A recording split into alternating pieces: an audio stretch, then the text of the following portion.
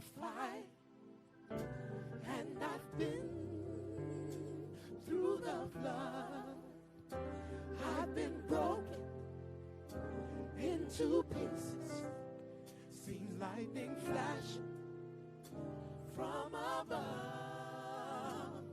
but through it all, I remember that He loves me and He cares, and He'll never put more on me than I can bear.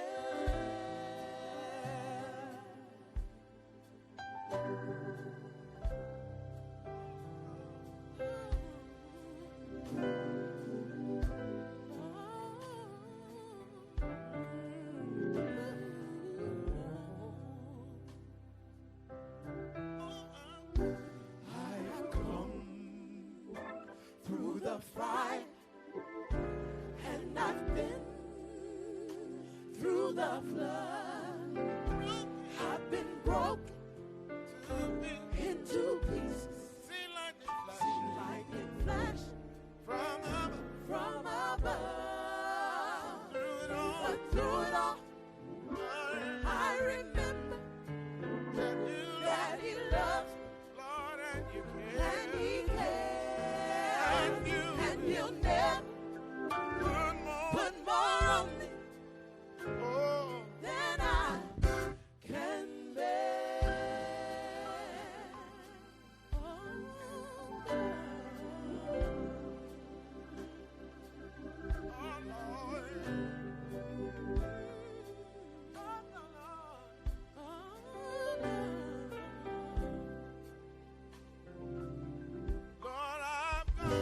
I've come through the fire, and I've been through the flood.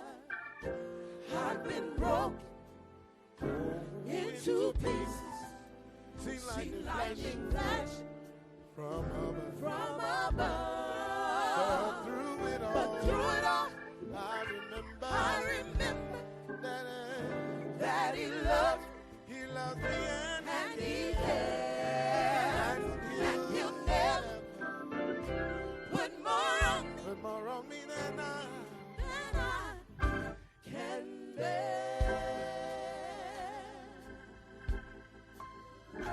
No, He'll never put more on me. Oh, no. Never put more on me. Oh, no. I never put more on me. Oh, than I put more on me. I never put more on me. Oh, never put more on me. No, He'll never put more on me. Never, never, never, never. His word said He won't. I believe it. I receive it. I claim it. It's mine. It's mine. It's mine. It's mine. It's mine. It's mine. It's mine. It's mine. Oh, He'll never put more on me. Oh, He'll never put more on me. I never put more on me. No, He'll never put more on me. I never put more on me. I never put more on me. No, He'll never put more on me. No, He'll never put more on me. Never, never, never, never.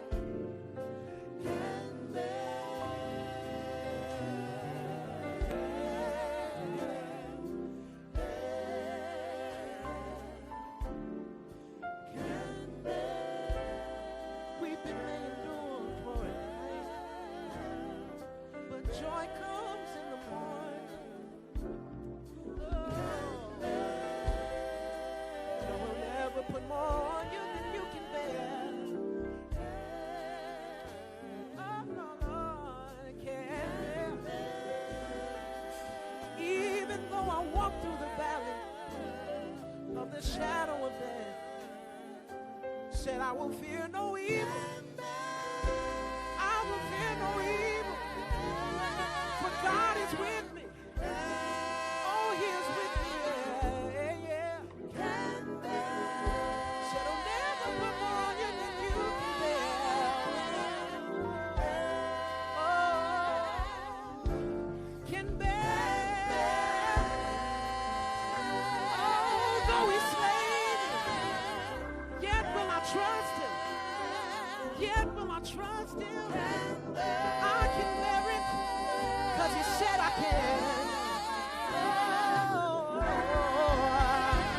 Said I can bear. Oh, I can bear it, yeah, yeah. Only 'cause the Lord said I can. So I'll pick up my cross and I'll lay it at His feet, Lord. Oh,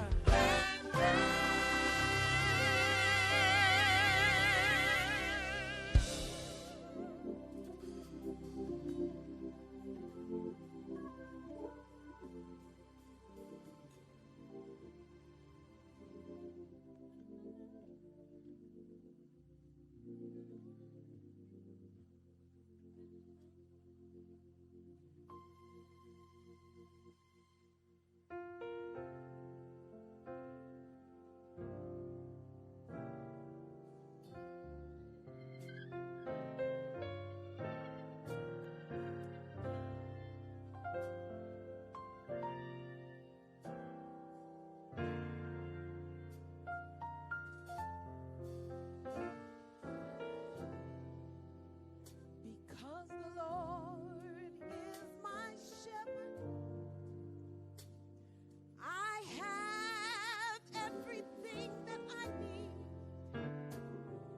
He lets me rest in the meadow's grass, and He leads me beside the quiet streams. He restores my failing health, and He helps me to do what honors Him the most. That's why I'm saved. That's why I'm saved. That's why I'm saved. I'm saved in His arms.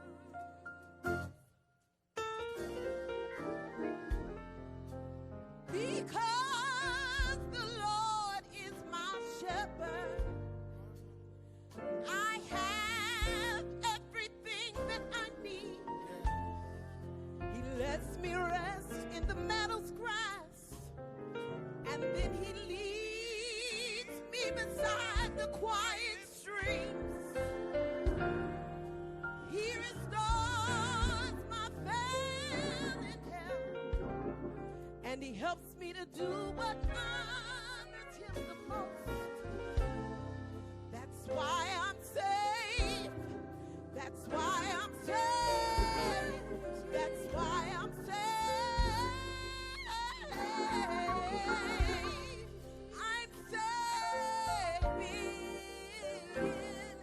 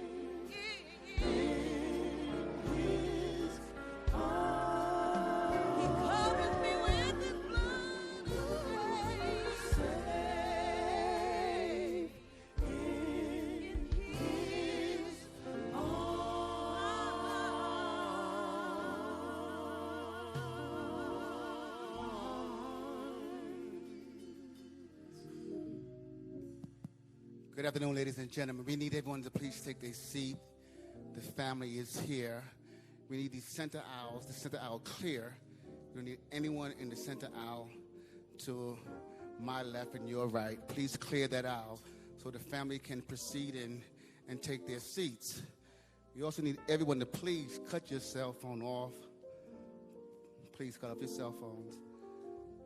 And let's receive this family with dignity. Thank you so much for coming.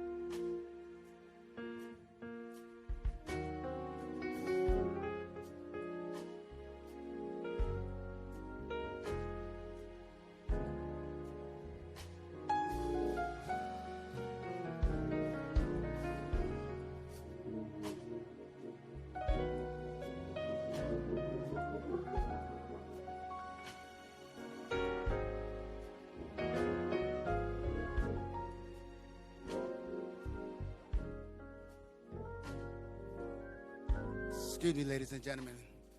Again, we need you to socially distance yourself. It's every other seat. Please, ma'am, please, sir, if you're sitting directly next to someone, can you please socially distance yourself? Thank you so much for your cooperation. Thank you.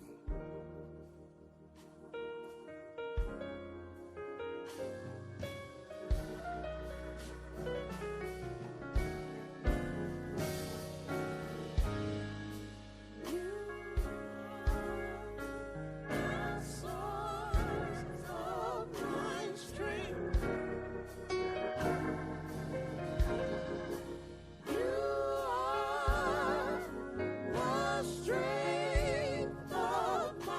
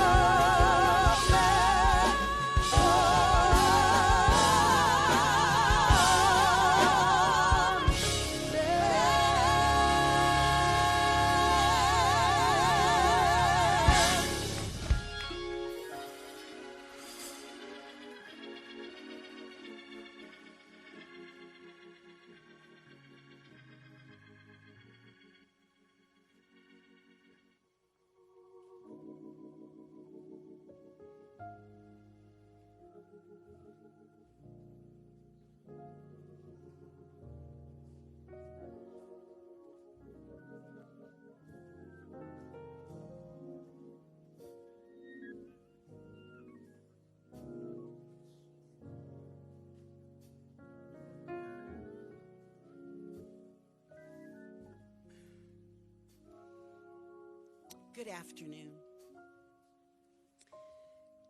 You may be seated.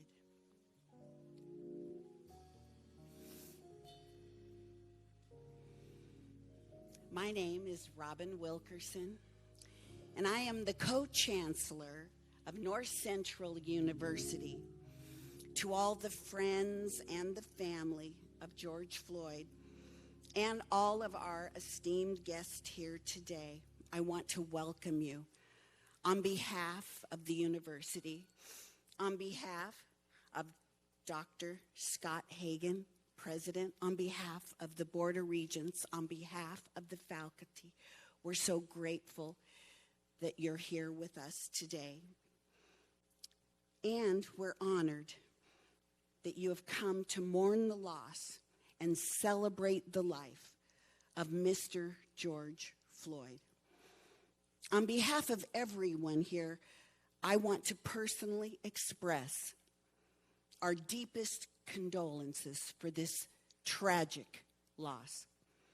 Now, to open this service, this celebration of his life, we will have a scripture reading from Reverend Jerry McAfee, pastor of New Salem Missionary Baptist Church, followed by an opening prayer from Dr. Scott Hagan, President of North Central University, and a solo by Mrs. Tawana Porter.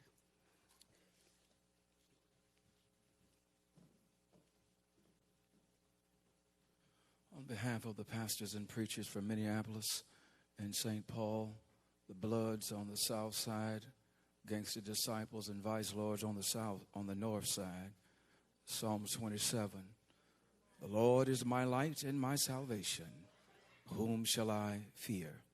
The Lord is the strength of my life. Of whom shall I be afraid? When the wicked, even mine enemies and my foes, came upon me to eat up my flesh, they stumbled and fell. Though an host should encamp against me, my heart shall not fear. Though war should rise against me, in this will I be confident. One thing have I desired of the Lord, that will I seek after, that I may dwell in the house of the Lord all the days of my life, to behold the beauty of the Lord and to inquire in his temple. For in the time of trouble he shall hide me in his pavilion. And the secret of his tabernacle shall he hide me. He shall set me up upon a rock.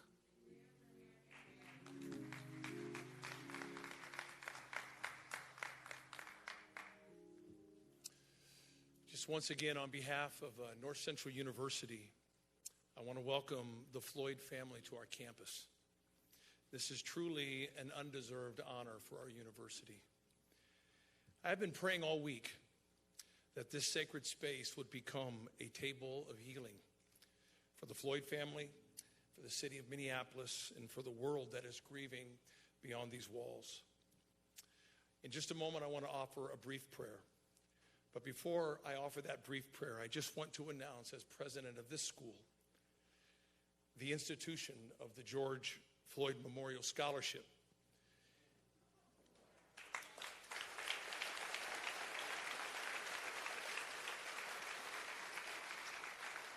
Even before announcing this scholarship yesterday, unsolicited, over $53,000 was handed to me to contribute toward the educational promise of aspiring young Black American leaders.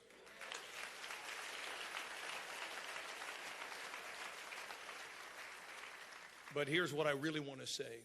Far beyond North Central University, I am now challenging every university president in the United States of America to establish your own George Floyd Memorial Scholarship Fund.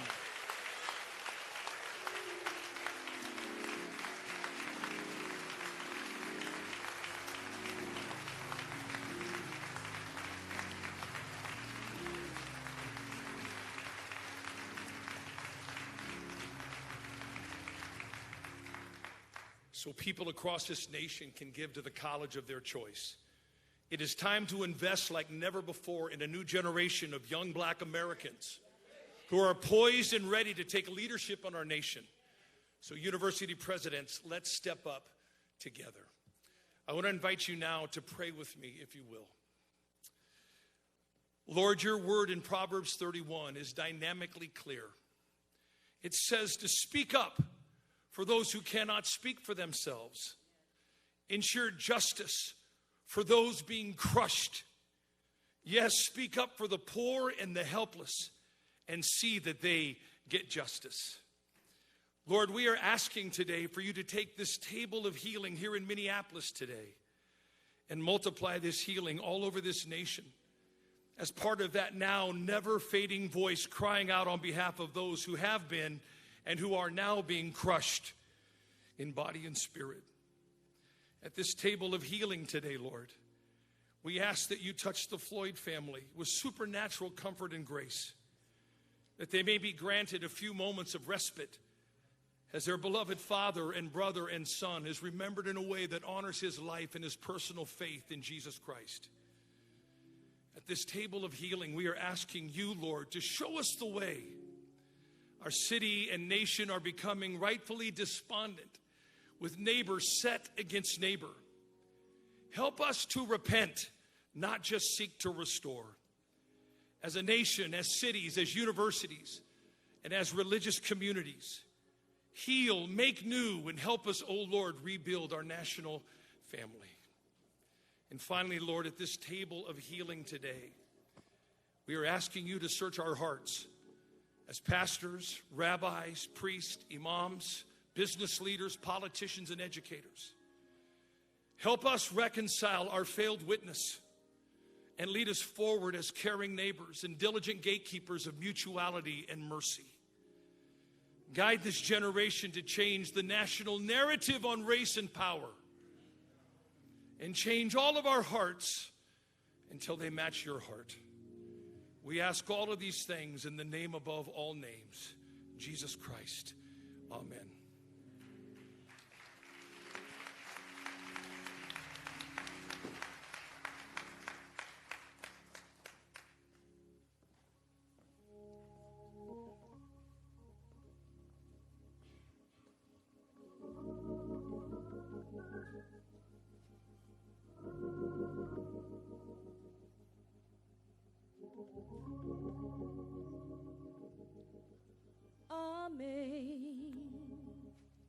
Amazing grace, how sweet the sound that saved a wretch like me. I once was lost, but now I'm found. Was blind, but now I see.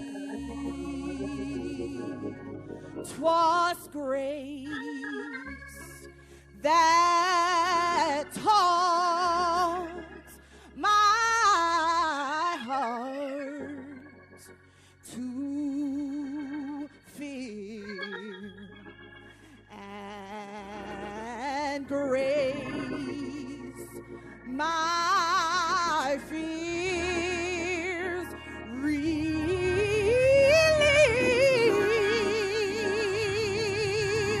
How precious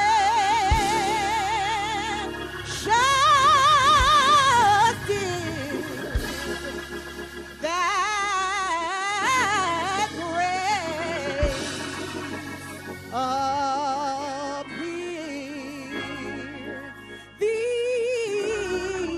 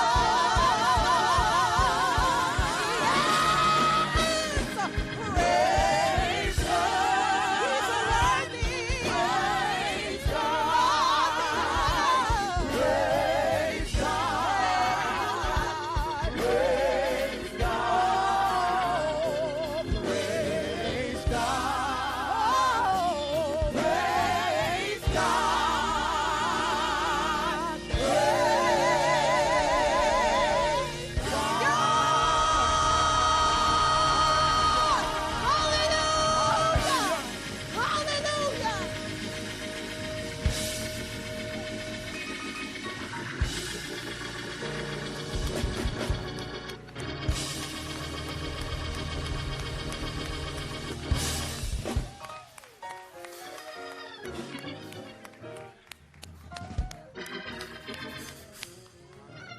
you to Tawana. Wonderful, wonderful, wonderful, wonderful. Yes, yes. Thank you, thank you, thank you. We're going to have the opportunity now to hear in just a moment from loved ones, friends, and family of George Floyd. But before that, I would like to welcome to the podium Attorney Benjamin Crump for his remarks. Would you please welcome him? Thank you.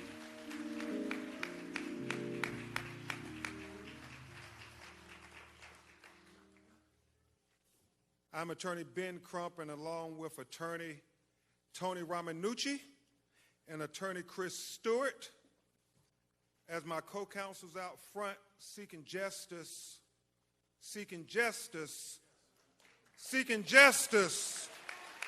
for the family of George Floyd,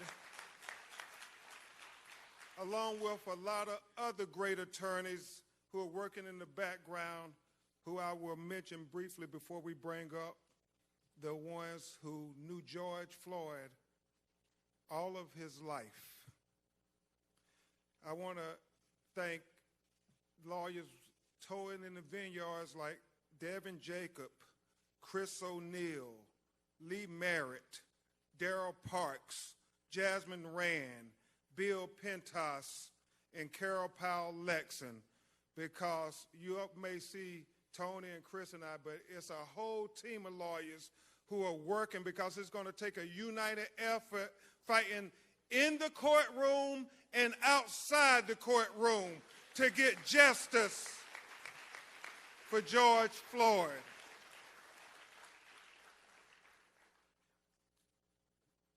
I would tell you all that because of the coronavirus pandemic, we have to stay on a strict schedule, and we all have to do this social distancing. But I want to just put it on the record, Reverend Al, that it was not the coronavirus pandemic that killed George Floyd. I want to make it clear on the record. Will Packard, it was that other pandemic that we're far too familiar with in America, that pandemic of racism and discrimination that killed George Floyd. So before we make a plea to justice, we feel it appropriate that you hear from the people who really knew George the boy, knew George the adolescent, knew George the man, and from whence George came. So I would ask that his brother Polonus Floyd, his brother Rodney Floyd, his cousin Sharita Tate, his nephew Brandon Williams, please come to the stage, and I would ask Attorney Tony Ramanucci and Attorney Chris Stewart to come and stand with me behind them as united they tell the world why we should celebrate the life of George Floyd. Please come up, family.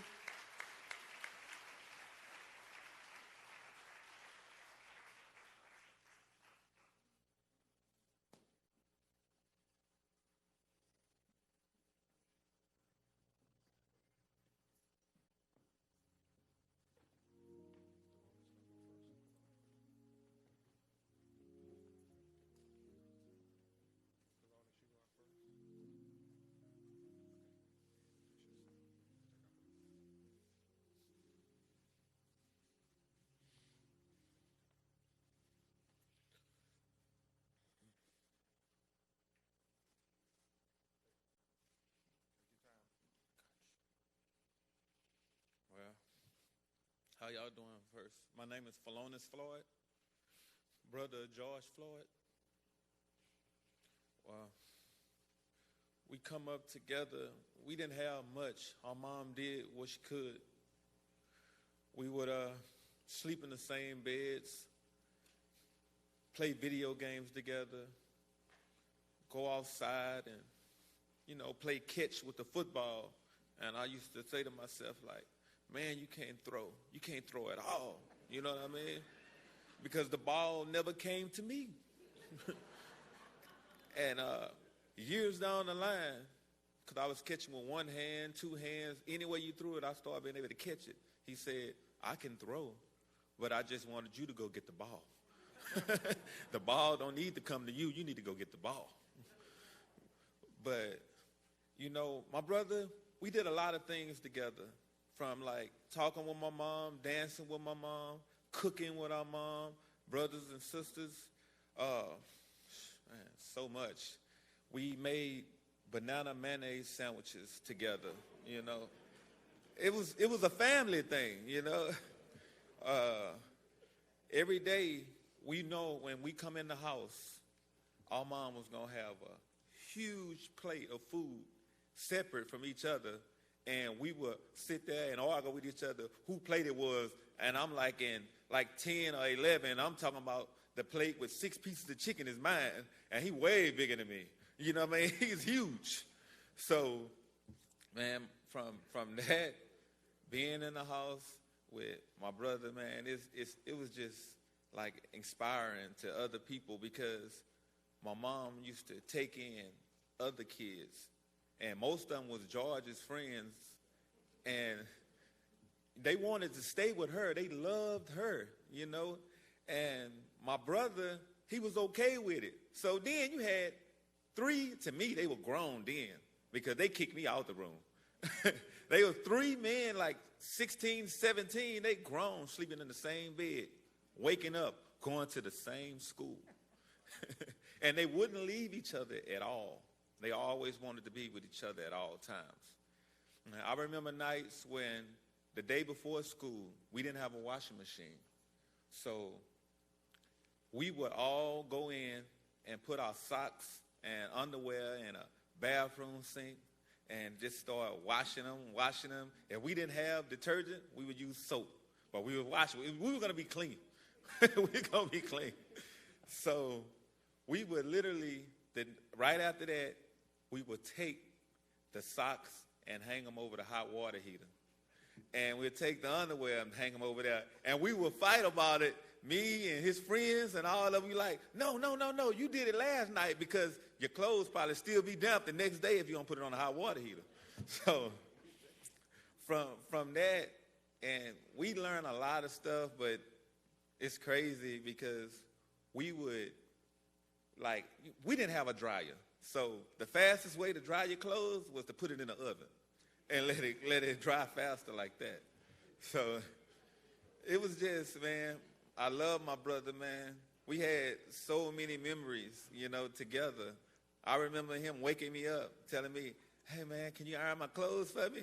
And I look at him, but then I look at his size, and I say, you right, big bro, you right. You know what I mean? It was just amazing.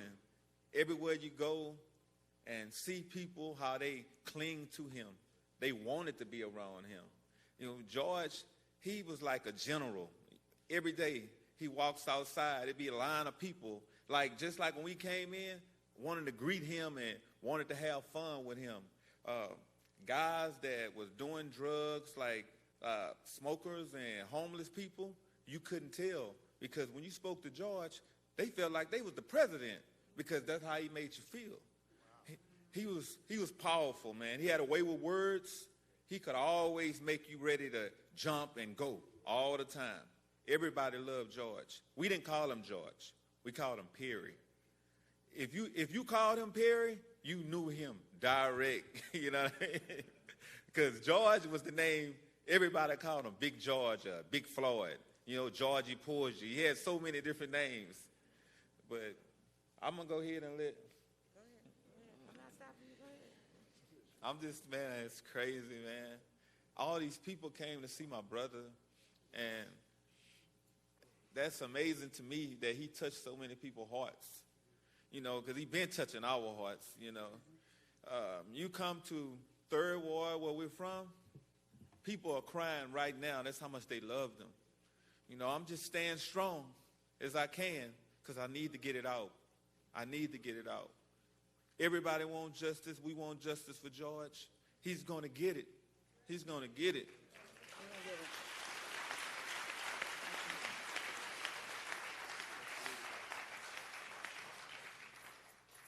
Good afternoon, everyone.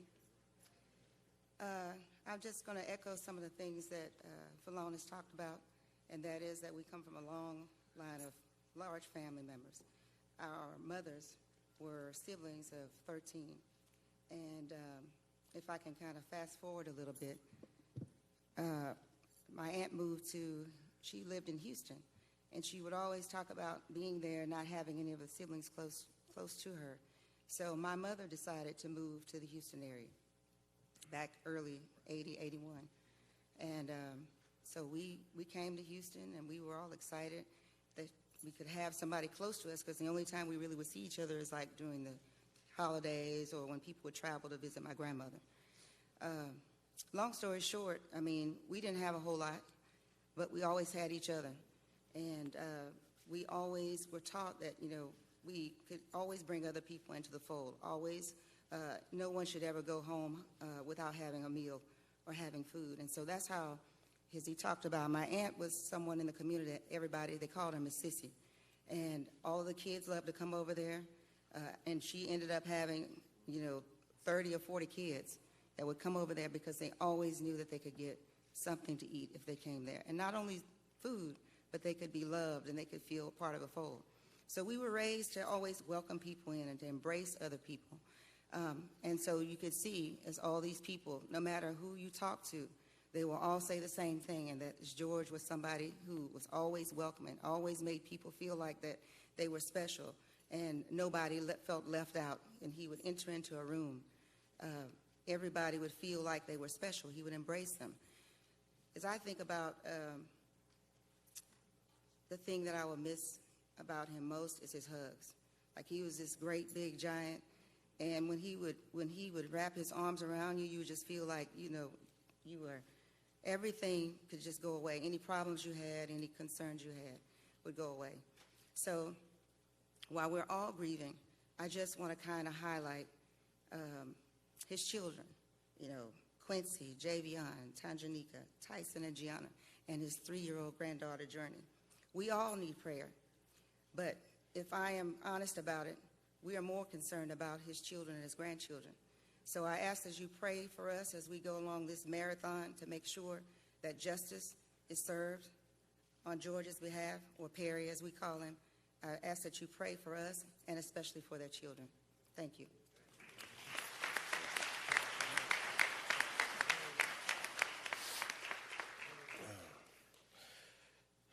How y'all doing? I am Rodney Floyd, youngest brother of George Floyd. And my older brother PJ was talking about childhood memories and how we grew up. And I would like to start where he left off. We didn't have much growing up, but all that great stuff, how we dried and washed our clothes, that was just ingenuity. And I mean, hey, we worked with what we had, but didn't have much, but we had a house full of love. And I mean, I appreciate the love of everyone in here in the state of Minneapolis. Y'all adopted my brother and showed him so much love. And we feel that love in your city and thankfully everybody and plus around the world. It's a beautiful thing, this great love we're receiving. And George Floyd is receiving because he would love it. I wish he was here in the presence, in the flesh to see it, because all this great unity, he would bring you the tears like it's bringing us. But share fun remembering my brother, Big Floyd, as y'all know. Oh, cooking-wise, he would make me, honestly, him and the other brothers, 3 gentlemen my brother mentioned grew up in our household. They would say, "Little bro, you make the best grilled cheese. Can you please go make us one?" I mean, if I tell y'all as a little 6 or 7-year-old kid, I did that numerous times. I realized as I got older, y'all just using me. But you know what? But I was just happy to be doing it. But my big brother, I mean, great guy, great gentleman, great man. And as a child, without no father figure, he was big brother, but I didn't see the little stuff they were throwing out. He was doing the best he can, and the mistakes he made, and I, watching them, following him, corrected myself as a grown man, as a teenager growing up, and, you know, learning from him how to be a man, and everything he instilled us and taught us. He was doing him, but he was teaching us how to be a man because he was in this world already before us, and he gave us a lot of great lessons. And, I mean, one thing about a man, keep the definition as is, Floyd, responsibility. He would stand up for his family and friends, and he's great at that. And I want you guys to know that he would stand up for any injustice everywhere. Can y'all please say his name? Thank y'all.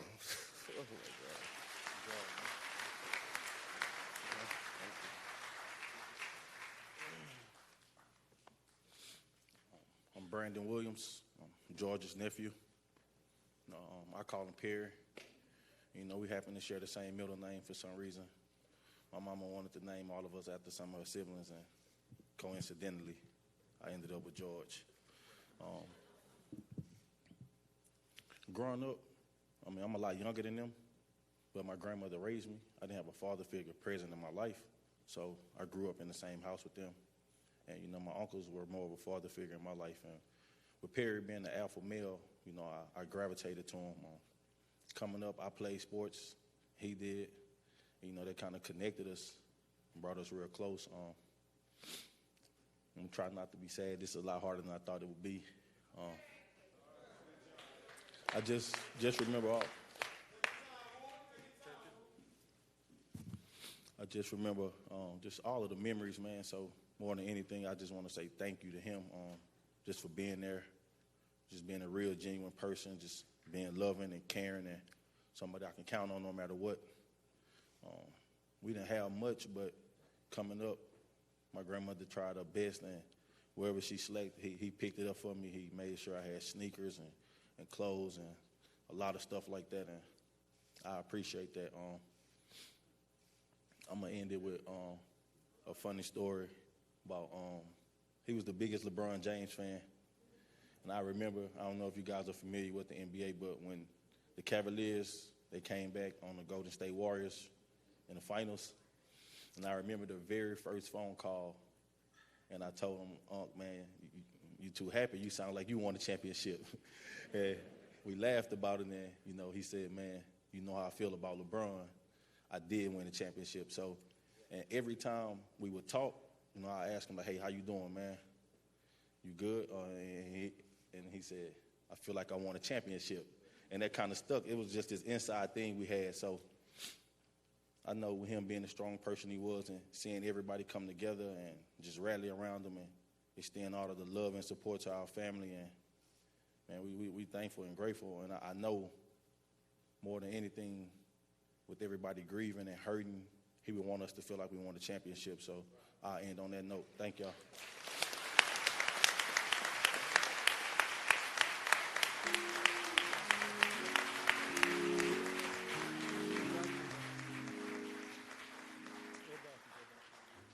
Y'all, please give his family another round of applause.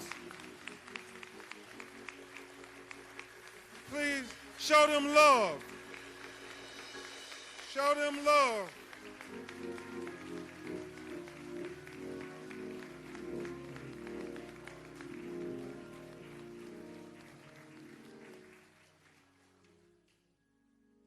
Thank you all so much for bearing your hearts. If we learned one thing, the Floyd boys like to eat. And also, they had a conversation with Tyler Perry, and it was pretty profound because they said, we are the big extended black family that you portray, Will Packard and others, on your movie screens, because we all need one another. And you can tell this family always needed George. And so it's awfully difficult for them. The plea for justice is simply this. Dr. Martin Luther King said, he who passively accepts evil is as much involved in it as he who helps to perpetrate it. He who accepts evil without protesting against it is really like cooperating with it. You know, T.I., on that video, what we saw was torture. Reverend Jackson, what we saw in that video was inhumane.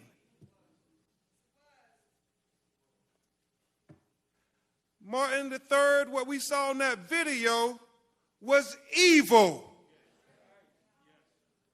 And so America, we proclaim as we memorialize George Floyd, do not cooperate with evil. Protest against evil.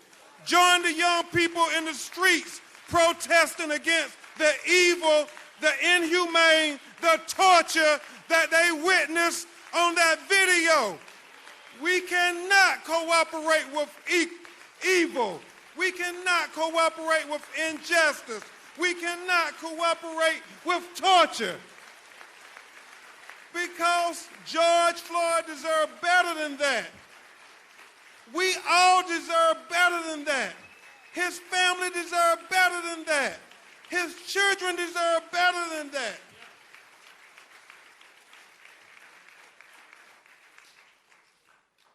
Steve, all George wanted from life is what any of us want. As Thomas Jefferson said in the Declaration of Independence, the unalienable rights endowed by our Creator, Tyrese, to life, liberty,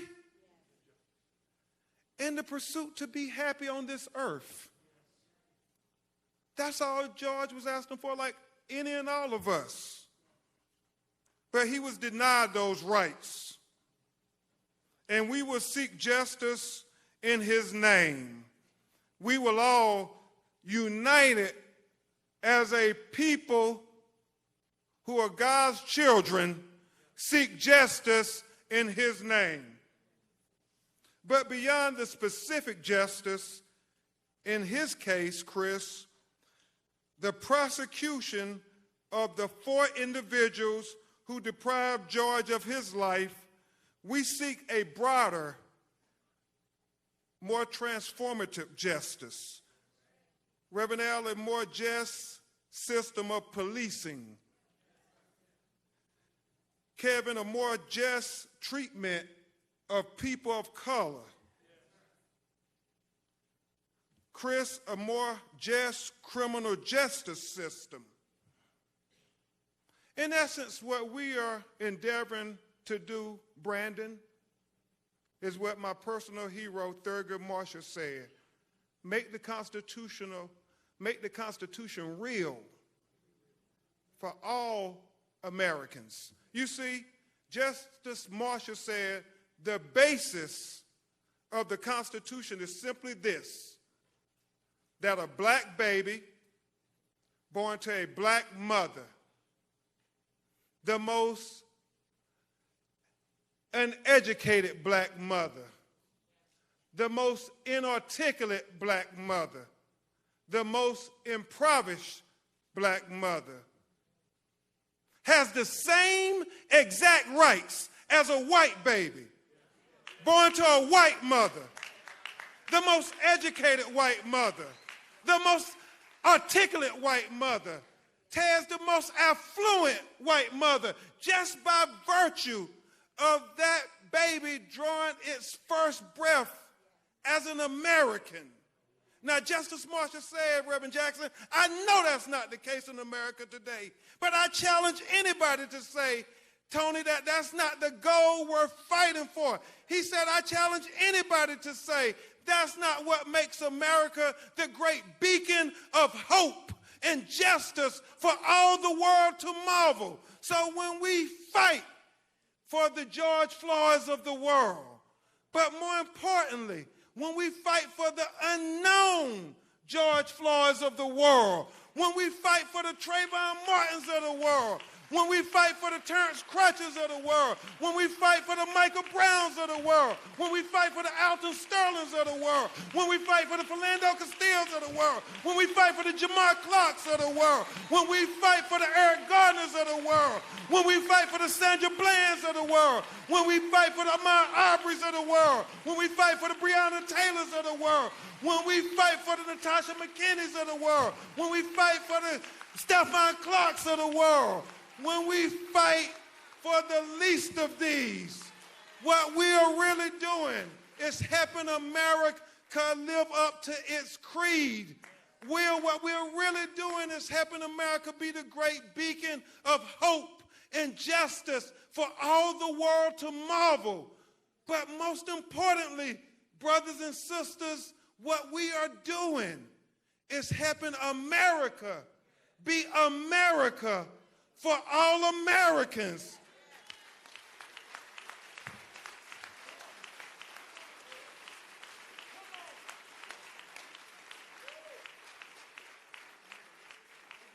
What we want, T.I., is not two justice systems in America, one for black America and one for white America.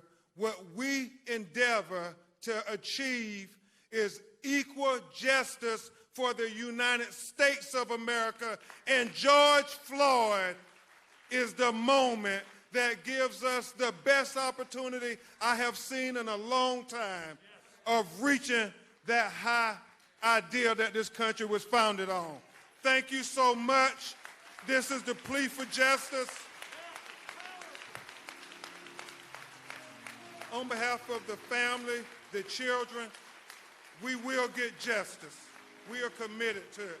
Now, I would introduce you to a man who really needs no introduction, who will eulogize George Floyd.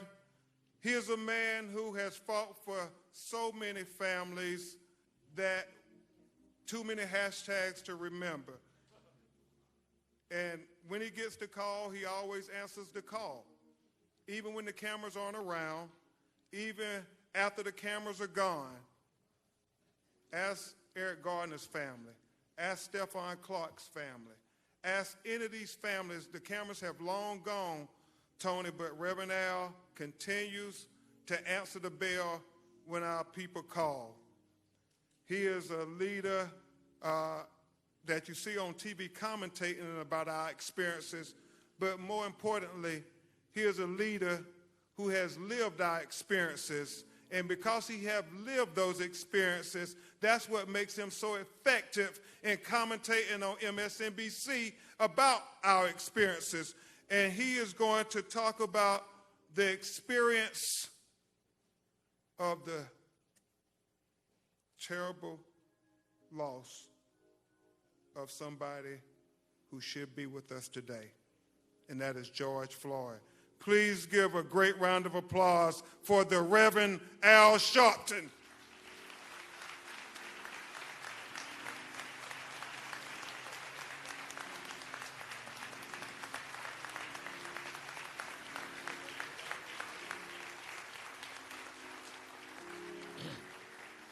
Thank you.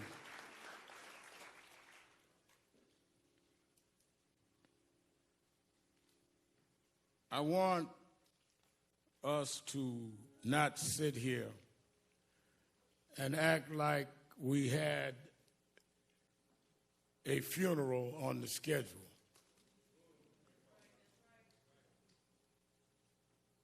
George Floyd should not be among the deceased. He did not die of common health conditions. He died of a common American criminal justice malfunction. He died because of there has not been the corrective behavior that has taught this country that if you commit a crime, it does not matter whether you wear blue jeans or a blue uniform, you must pay for the crime you commit.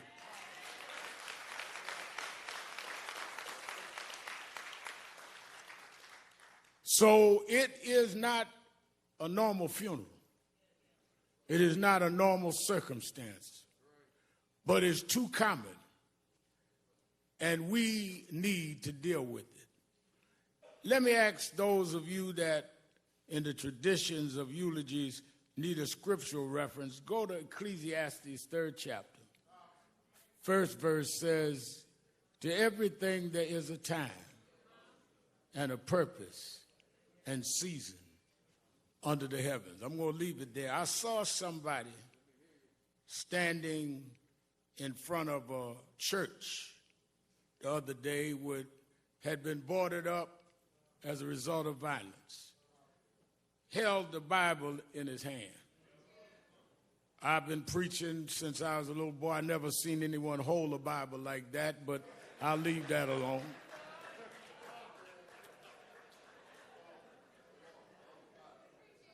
But since he held the Bible, if he's watching us today, I would like him to open that Bible.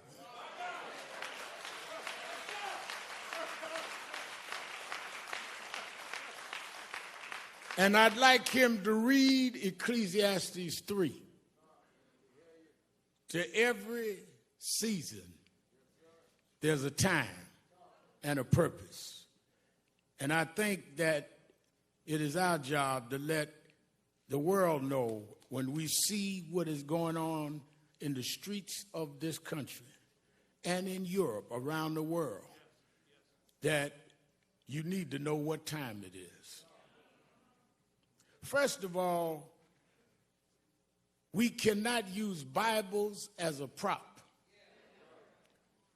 And for those that have agendas that are not about justice, this family will not let you use George as a prop.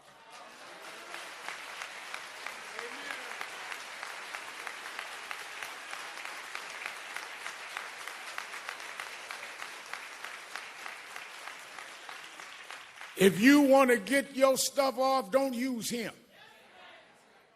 Let us stand for what is right. Because when I got the call from Attorney Crump, and usually when he calls me, it's not to find out how I'm doing. It's usually because something happened that he wants National Action Network and I to get involved. And he explained to me what was happening with this case. And I'd already heard about it in the media. And immediately I said, well, let me know what you want me to do. He said, whatever you need to do. One of the things, Martin, that I've always had to deal with is critics would say, all Al Sharpton wants is publicity. Well, that's exactly what I want. Because nobody calls me to keep a secret. People call me to blow up issues that nobody else will deal with. I'm the blow up man, and I don't apologize for that. Because you get away too much with hiding things. Honey has talked about y'all putting clothes in the oven to have your clothes dried. Well, I didn't grow up in the third world, but I grew up in Third Ward. I grew up in Brownsville, and we had roaches. Now, I know Kevin Hart and some of the rich Hollywood folk here don't know what roaches are, but we had roaches, ludicrous. And one thing I found out about roaches is that if you keep the light off, if you're in the dark, a roach will pull up to your dinner table and have a 5-course meal. So I learned that one of the ways to deal with roaches is if you cut the light on. I could run them roaches and track them down. And I've spent all my life chasing roaches all over this country.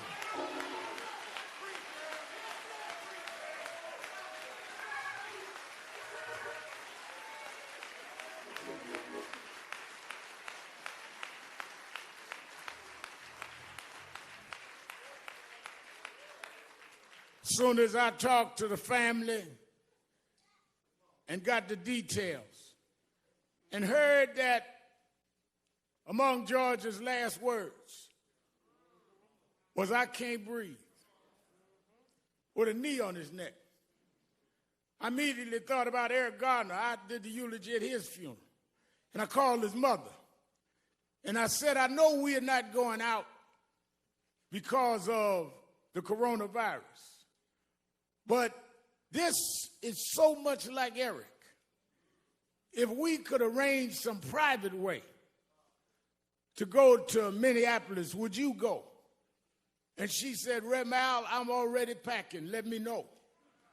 Tyler Perry said, "I'll give the families, the plane, whatever y'all need, because this is wrong."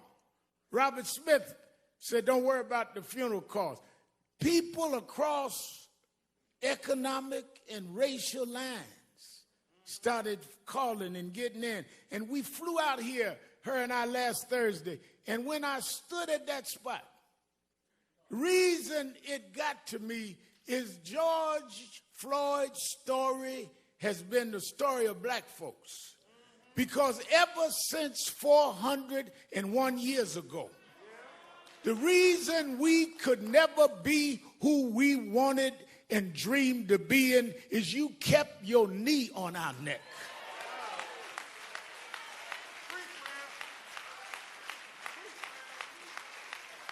We were smarter than the underfunded schools you put us in, but you had your knee on our neck.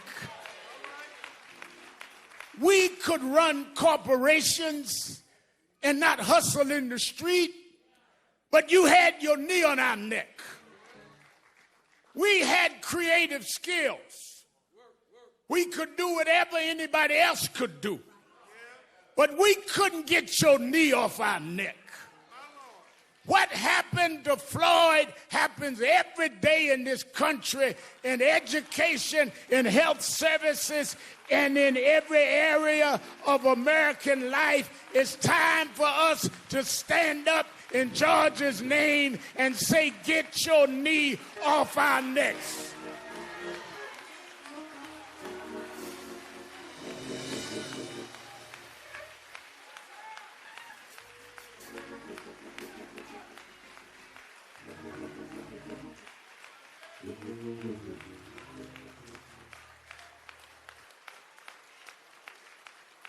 That's the problem, no matter who you are. We thought maybe we had a complex, T.I., maybe it was just us. But even blacks that were broke through, you kept your knee on that neck. Michael Jordan won all of these championships, and you kept digging for mess because you got to put a knee on our neck. White housewives would run home to see a black woman on TV named Oprah Winfrey, and you mess with her because you just can't take your knee off our neck. Man comes out of a single-parent home, educates himself, and rises up and becomes the president of the United States. And you ask him for his birth certificate because you can't take your knee off our neck.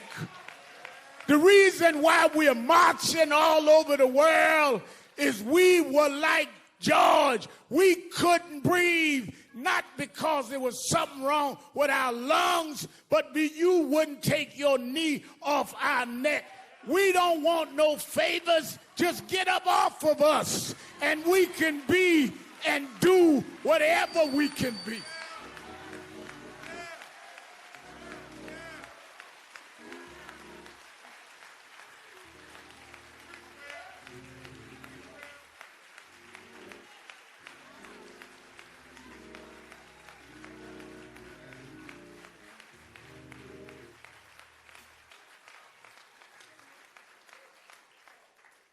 There have been protests all over the world. Some have looted and done other things. And none of us in this family condones looting or violence. But the thing I want us to be real cognizant of is there's a difference between those calling for peace and those calling for quiet.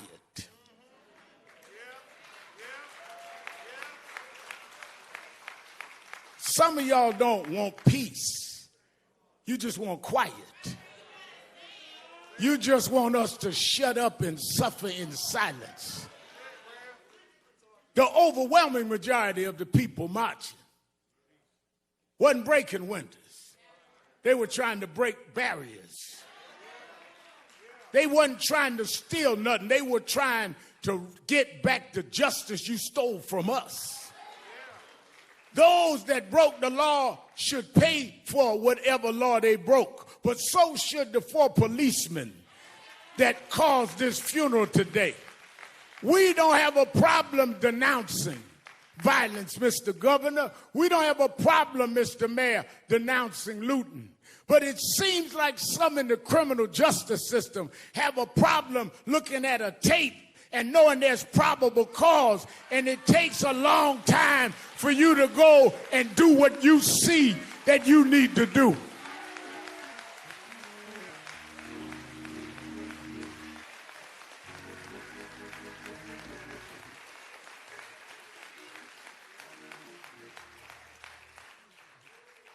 But I'm one that, as Ben Crump said, National Action Network and I have been involved in a lot of these fights we started around criminal justice. I did speeches and eulogies at most of the funerals that we've had in this space in the last couple of decades, and led the marches and did what we had to do. I look at Martin III, we went to jail together fighting these fights, like his daddy went to jail before. But I'm more hopeful today than ever. Why? Well, let me go back. Reverend Jackson always taught me, stay on your text. Go back to my text, Ecclesiastes. There is a time and a season.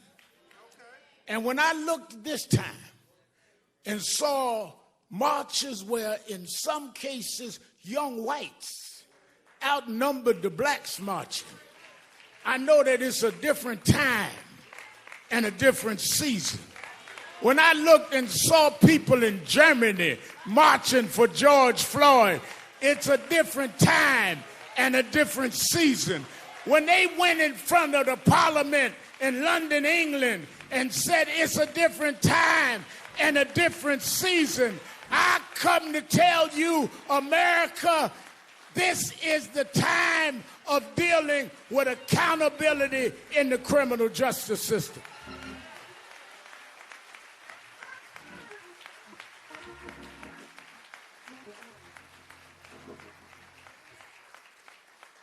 Stephen, years ago, I went to march.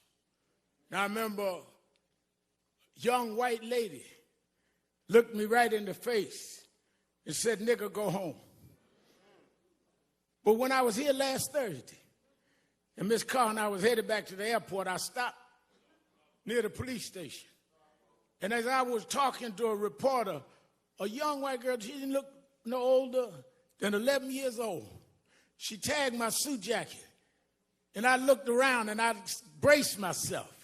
And she looked at me and said, "No justice, no peace."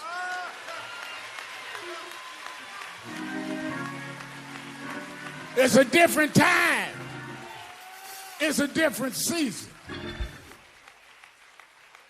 And if my Bible carrying guy out in front of that boarded up church, if I got him to open up the Bible, I want you to remember something. You know, I was late last October to an appointment because the time changed.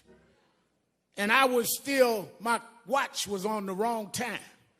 You know, once a year, time goes forward. And if you don't, Congresswoman Omar, move your watch, you're going to find yourself an hour late, not because your watch was wrong, but you had your watch on the wrong time. Well, I come to tell you that are sitting in Washington talking about militarizing the country, thinking that you can sell wolf tickets to people who's had enough of abuse. I come to tell you, you can get on the TV, but you on the wrong time. Time is out for not holding you accountable. Time is out for you making excuses. Time is out for you trying to stall. Time is out for empty words and empty promises. Time is out for you filibustering and trying to stall the arm of justice. This is the time. We won't stop. We're going to keep going until we change the whole system of justice.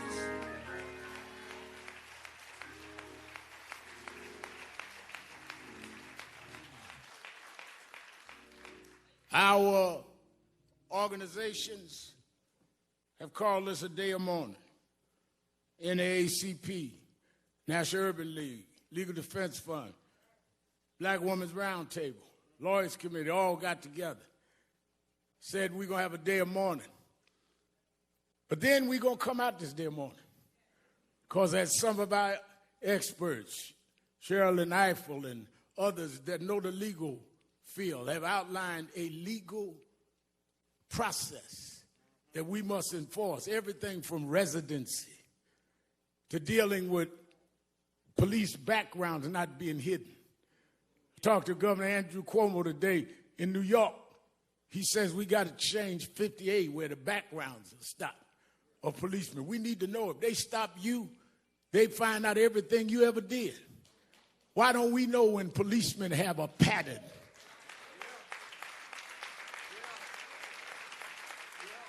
We got to go back to consent decrees. Under the Obama administration, they had put certain cities with patterns and practice under consent decrees. Reverend Jamal Bryan, I know we was pastoring there in Baltimore, that they put it under consent decree. One of the first things that happened in the next administration was they stopped the consent decrees. We have specific policies that need to happen. Therefore, I'm glad Martin III is here today, because on August 28th, the 57th anniversary of the March on Washington, we're going back to Washington, Martin. That's where your father stood in the shadows of the Lincoln Memorial and said, I have a dream. Well, we're going back this August 28th to restore and recommit that dream, to stand up, because just like at one era, we had to fight slavery. Another era, we had to fight Jim Crow. Another era, we dealt with voting rights. This is the era to deal with policing and criminal justice. We need to go back to Washington and stand up, black, white, Latino, Arab, in the shadows of Lincoln, and tell them this is the time to stop this.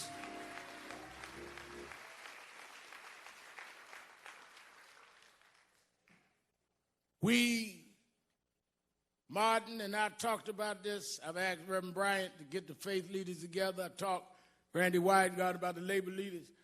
Oh no, we're going to organize in the next couple of months in every region, not only for a march, but for a new process. And it's going to be led by the Floyd family. And it's going to be led by the Garner family.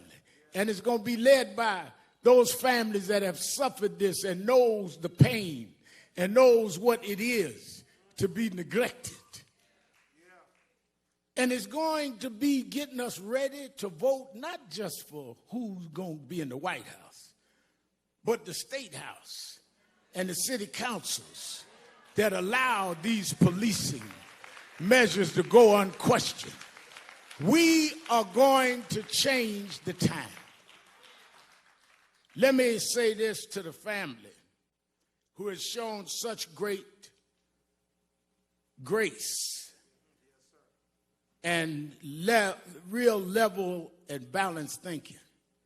And that's why I want them to help lead this. And I want, one of the greatest thinkers of our time, Dr. Michael Eric Dyson, I've asked come and speak. We need to break down, because y'all don't know what time it is. Y'all are operating like it's yesterday. And the reason y'all late catching up to what these protests means is because you didn't turn your clock forward. Talking about make America great. Great for who and great when? We gonna make America great for everybody for the first time.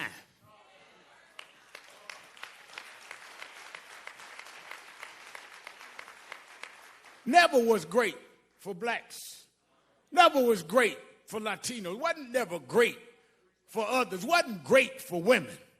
Your own women had to march to get the right to vote. But lastly is the religious side. I was reading and kept thinking about how I was a little embarrassed because when I heard that George, at this point of suffering this brutal attack, called for his mama, I said to Attorney Crump, I said, well, I appreciate talking to his brothers and them on the phone, but I want to talk to his mother. He said his mother passed. I said his mother passed, but he was calling for his mother. And I thought about it because I was raised by a single mother. And sometimes the only thing between us and our conditions was our mothers. Sometimes the only thing that we had that would take danger away was our mothers. The only ones that would make sure the food was on the table was our mother. I know why George was calling for mama. But then as I had got that all placed in my mind and I realized why I was always calling her. My mother died 8 years ago, but I still try to talk to her. Sometimes just dial a cell phone to hear the voicemail of her phone that I never cut off. I still want to reach out to mama. But talking to Quincy last night, one of his 5 children, Quincy said, you know, I was thinking maybe he was calling his mother because at the point that he was dying, his mother was stretching her hands out, saying, come on, George. I'll welcome you where the wicked will cease from troubling, where the weary will be at rest. There's a place where police don't put knees on you, George. There's a place that prosecutors don't drag their feet. Maybe mama said, come on, George. There's a God that still sits high, but he looks down low and he'll make a way out of no way. This God is still on the throne. The reason we can fight, I don't care who's in the White House, there is another house that said if we'll fight, he'll fight our battles. If we stand up, he'll hold us up. So as we leave here today, I say to this family, I know that years ago we told them, Reverend Jackson told us, keep hope alive. Then I know that President Obama wrote a book about hope. But I want you to know in my life, there's times that I lost hope. Things can happen like this that'll dash your hope. But there's something that is sister to hope called faith. Faith is the substance of things hoped for, the evidence of things unseen. Faith is when you got a pile of bills and no money, but you say he will provide all of my needs. Faith is when you got no medicine in the cabinet and you're sick in your body, but you say he's a doctor that never lost a patient and he'll dry tears from my eyes. Faith is when your friends walk out, when your loved ones turn their back, but you say, I don't believe he brought me this far to leave me now. We didn't come this far by luck. We didn't come this far by some fate. We come this far by faith, leaning on the Lord, trusting in his holy word. He never failed me yet. From the outhouse to the White House, We come a long way. God will. God shall. God will. God always has. He'll make a way for his children. Go on home, George. Get your rest, George. You changed the world, George. We're going to keep marching, George. We're going to keep fighting, George. We done turned the clock, George. We're going forward, George. Time out. Time out. Time out.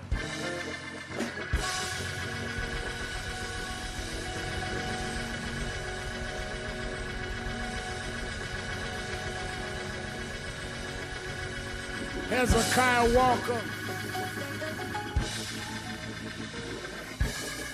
We ask gospel great Hezekiah Walker sing a song for the family. After which, Derek Johnson of the NAACP asked me, Attorney Crump, we're going to stand for 8 minutes and 46 seconds. Though that was the time that George was on the ground. And we want you all over the world to stand with us for 8 minutes and 46 seconds and make that commitment for justice in the name of George.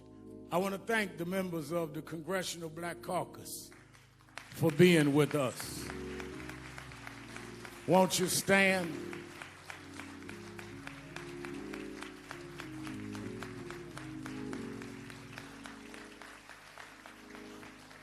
I want to thank the son and heir and co-convener, Dr.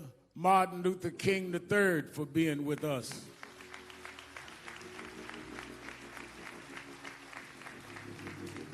Want to thank the mayor and the governor and their brides for being with the family.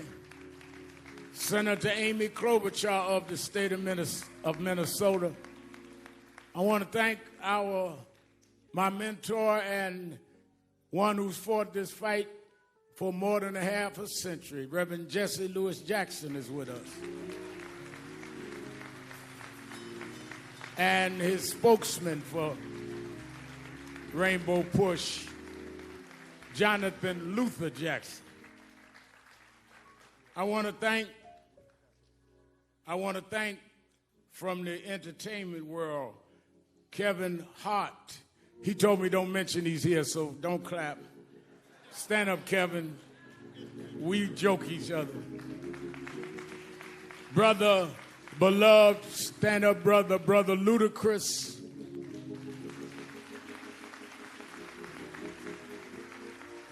Tyrese Gibson, who's an extraordinary activist in his own right. Master P.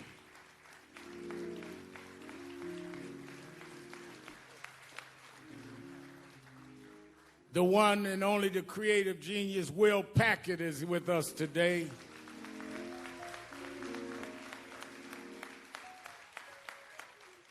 And a brother that we've marched together and done a lot of things. He does not just put his name on somebody's petition. He puts his body on the line. Brother T.I. is in the house.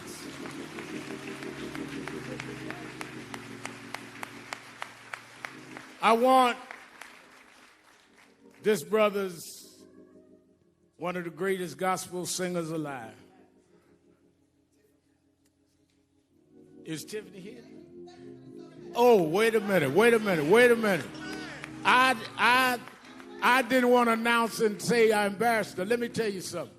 One of the most popular, outstanding artists that is also committed. I've read her interview. She think I'm old and don't read stuff, but I do. And she's been committed and saying the right things, and she wanted to be here today. And I was so busy joking with Kevin, I didn't even look at her.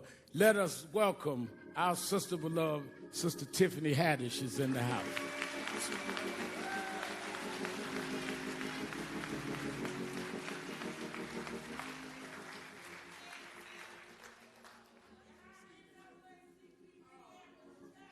Well, I'm going to announce all the rest. Wait a minute. Y'all don't start introducing folk. I got them all. Let us hear a selection from Brother Hezekiah Walker. God bless everybody. Let's have some church for a little while. Y'all ready to have some church? I came all the way from Brooklyn, New York, to do this for George and the family. The song says, every praise, amen, is unto our God. Let's do it. Come on, let's stand to our feet, everybody. Come on. Come on. Put your hands together. Come on. Come on, come on, come on. Come on. Every praise, come on. Every praise is to our God. Is to our God. Every word of worship. Every word of worship. With one accord. With one accord. Every praise. Every praise. Every praise. Every praise. To our God. Is to our God. Yeah. Sing hallelujah. Sing hallelujah. Oh. To our God. Glory hallelujah. Glory hallelujah. Is to our God. To our God. Every praise. Every praise. Every praise.